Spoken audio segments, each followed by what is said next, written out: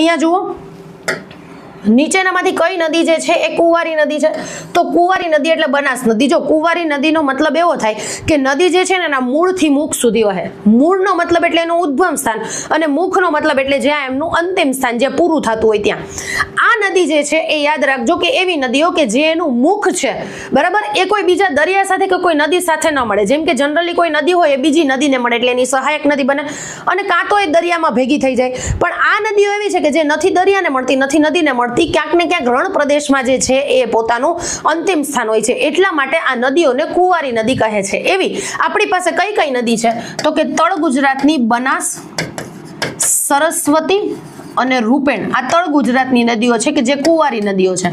અને સૌરાષ્ટ્રની પણ 3 નદીઓ છે, મચ્છુ, બ્રહ્માણી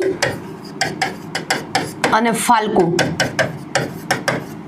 બરાબર, આ 3 નદીઓ સૌરાષ્ટ્રની નદીઓ છે. આવી રીતે ટોટલ 6 નદીઓ જે છે એ 6 નદીઓ કુંવારી નદીઓ છે. એટલે કે એનું મુખ જે છે એ કચ્છનું રણ છે, કોઈ દરિયો કે કોઈ અન્ય નદી નથી. યસ, ચલો ક્વેશ્ચન નંબર નેક્સ્ટ ઉપર જઈએ. છેલ્લે સુધી જોડાય.